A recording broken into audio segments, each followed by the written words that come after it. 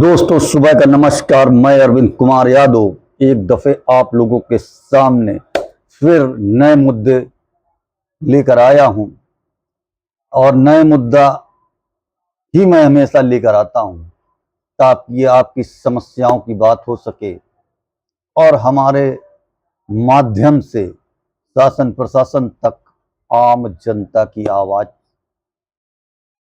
पहुंच सके। मेरा यही उद्देश्य रहता है, दूसरा कोई उद्देश्य नहीं रहता।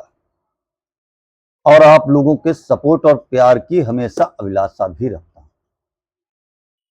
तो मुद्दा इतना जटिल हो चुका है दोस्तों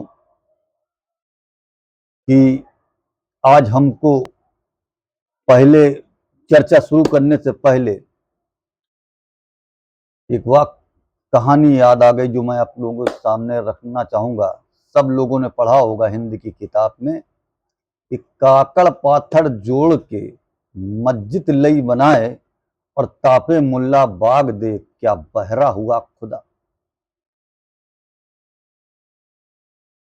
ये कबीरदास जी की जो वाणी थी, इतनी बढ़िया वाणी थी, आज के समय इस सरकार पे बहुत फिट बैठती है।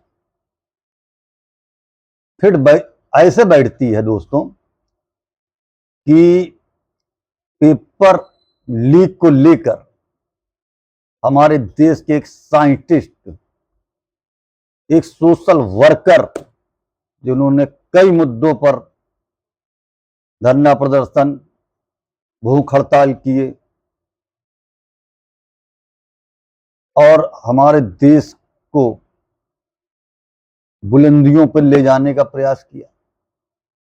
देश विदेश में उस व्यक्ति ने हमारे देश का नाम ऊंचा किया। सोनम वांगचुक जी आज 18 दिन से आमरण पे बैठ गए हैं और इस अनशन के 18 दिन के बाद भी सरकार के कान में जू नहीं रेंग रही। लोग आवाज उठाने पे डरते हैं कि मैं आवाज उठाऊंगा तो मेरे खिलाफ भी कुछ ना कुछ कार्रवाई कर दी जाएगी। मैं मानता हूं कि समय यही चल रहा है, आवाज जो व्यक्ति उठाता है उसके खिलाफ कार्रवाई कर दी जाती है। आज सोनम वांगचुक जी को हमारे देश की मीडिया इतना हाईलाइट नहीं कर रही, मगर विदेशी मीडिया बहुत ही जोर शोर से उनके इस अनशन की तारीफ लिख रही है। तो तारीफ लिख रही है, मुद्दे उठा रही है। आज विदेशों में भी पेपर लीक के इस मुद्दे की चर्चा हो रही है, मगर हमारे देश में क्या चल रहा है? बड़े बड़े सेलिब्रिटी, बड़े बड़े क्रिकेटर, बड़े बड़े एक्टर, जिनको आवाज उठानी चाहिए वो खामोश है। यही अन्ना हजारे का जब आंदोलन हुआ था तो यही एक्टर, यही सेलिब्रिटी टिप्पणी करते थे। आज उनकी जवान बिल्कुल बंद हो चुकी है। और रही बात सरकार की दोस्तों, तो हैरानी और परेशानी वाली बात कि जंतर मंतर से मात्र 3 किलोमीटर की दूरी पर प्रधानमंत्री जी का आवास, नजदीक में संसद भी है, गृह मंत्री जी का भी घर वहां से नजदीक पर है। जो चाहे 10 मिनट के अंदर वहां पहुंच सकते हैं और सोनम वांगचुक जी से बात कर सकते हैं कि भाई इस समस्या का हल कैसे निकलेगा, बात करके कोई रास्ता निकाला जा सकता है। मगर नहीं, वही वाला हाल जैसे मैंने शुरुआत में अपने वीडियो में कहा था ना, काकड़ पाथर जोड़ के मस्जिद लई बनाए और तापे मुल्ला बाग दे क्या बहरा हुआ खुदा। तो वही बिल्कुल फिट बैठता है मुहारा। इस सरकार बहरी हो चुकी है। एक धर्मेंद्र प्रधान शिक्षा मंत्री का इस्तीफा नहीं करा सकते। राजनाथ सिंह ने जो पहले कह दिया था कि हमारी सरकार में इस्तीफे नहीं होते हैं। किसान आंदोलन को आप देख लीजिए उठाकर, कितने किसान मर गए, तब भी सरकार के कान में जू नहीं रहेंगी। यानी सरकार के को कोई फर्क ही नहीं पड़ता कौन आदमी मर रहा है कि जी रहा है। सरकार को केवल इससे मतलब है कि कैसे पार्टियां तोड़ी जाएं, तोड़ के सांसद अपने दल में सम्मिलित किए जाएं, ताकि हमारा आंकड़ा 362 पर पहुंचे।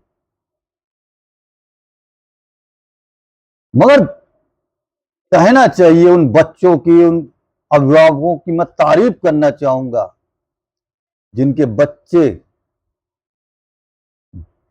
जंतर मंतर पे इतने लंबे समय से टिके हुए हैं और इस धरने को अपना समर्थन दे रहे हैं। एक बहुत बड़ी बात है।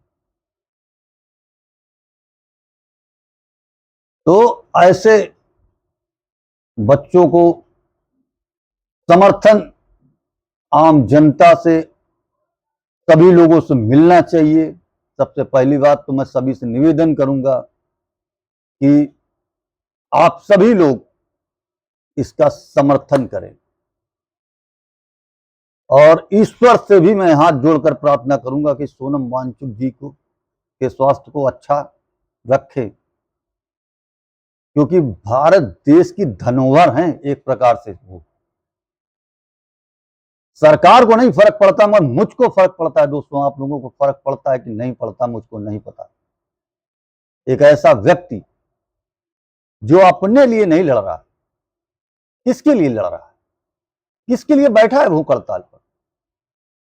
हमारे आपके बच्चों के लिए बैठा है ना। भविष्य किसका बनेगा? हमारे आपके बच्चों का भविष्य बनेगा। आज उनका 9 किलो वजन कम हो चुका है। डॉक्टरों के द्वारा बता दिया गया है कि वो कभी भी कोमा में जा सकते हैं, और कोमा में जाने के बाद 99% चांसेस कम होते हैं बाहर आने के। 1% केवल चांस होता है। क्या सरकार उनके कोमा में जाने के बाद जागेगी, या आप लोग कब जागेंगे? मगर मैं तारीफ अभय देओल जी की करूंगा, जिनके परिवार के एक शख्स हेमा मालिनी जी वर्तमान समय में सांसद हैं। उनके भाई सन्नी देओल रह चुके हैं। धर्मेंद्र जी भी बीजेपी से रह चुके हैं।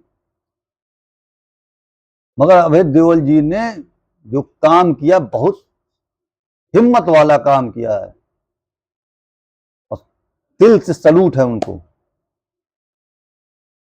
कि बॉलीवुड वाले जो बोल नहीं रहे हैं, अमिताभ बच्चन जी की आवाज नहीं निकल रही, किसी की आवाज नहीं निकल रही, मेरा ऐसे में अभय देओल जी ने बोला।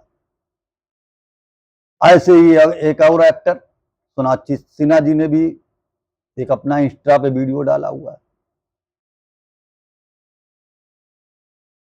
अरविंद केजरीवाल हो या अन्य कई पार्टियों के नेता हो, सोशल वर्कर हो, सभी लोग अब धीमे धीमे उनको समर्थन करते चले जा रहे हैं। कांग्रेस के भी नेता वहां पर पहुंच रहे हैं उनके समर्थन पे। तो ये लड़ाई किसी पार्टी की नहीं है जो सोनम वांगचुक जी लड़ रहे हैं। ये सोचने वाली बात है। खैर, आज उनको विपक्ष का पूरा समर्थन मिल रहा है। तो दोस्तों, चलते चलते यही कहूंगा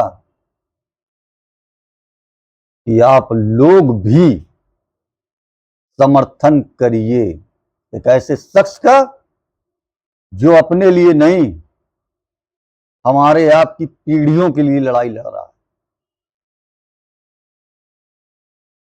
कल को उनको कुछ हो गया तो क्या इस सरकार जिम्मेदारी लेगी? जब किसान मरते हैं तब नहीं जिम्मेदारी ली, तो क्या उन सोनम वांगचुक जी को कुछ हो गया तो ये सरकार जिम्मेदारी लेगी? नहीं लेगी। तो दोस्तों, किसी का भी बच्चा पेपर देने जाता है, जब उसका पेपर निरस्त होता है तो कष्ट माँ बाप को भी होता है। बहुत से लोग टिप्पणी करते हैं कि अरे यार ये सब फालतू के काम है, हमको क्या लेना देना। तो उनको भी मैं कहना चाहूंगा कि क्या आपके बच्चे पढ़ाई नहीं करते या कभी किसी कंपटीशन की तैयारी नहीं करेंगे? कभी ना कभी तो करेंगे, और तब जब वो पेपर निरस्त होगा तब आपके दिल पे क्या गुजरेगी, ये दोस्त मैं उनसे क्वेश्चन कर रहा हूं और सवाल उठा रहा हूं। और सवाल उठाने का परिणाम क्या होता है दोस्तों, मुझसे अच्छी तरीके से कोई नहीं जानता। मेरे ऊपर कोई बिना मुकदमे के, मैंने जब करेक्टर सर्टिफिकेट बनवाने का प्रयास किया तो उसमें लिख के आ गया डीसीआरबी और एलआई की रिपोर्ट के आधार पर आपका चरित्र प्रमाण पत्र नहीं बनाया जा सकता। मैं मानता हूं कि सरकार में यही होता है आवाज उठाने वालों के साथ। मगर दोस्तों, मैं किसी पार्टी का नेता नहीं हूं, मैं केवल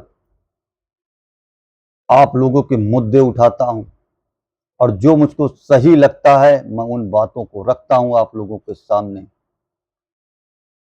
बस आप लोगों से यही कहूंगा कि आप लोगों के प्यार सपोर्ट की जरूरत है, ताकि ऐसे ही नए नए मुद्दे पर मैं चर्चा करता रहूं। मैं भारत का एक आम नागरिक हूं। जय हिंद।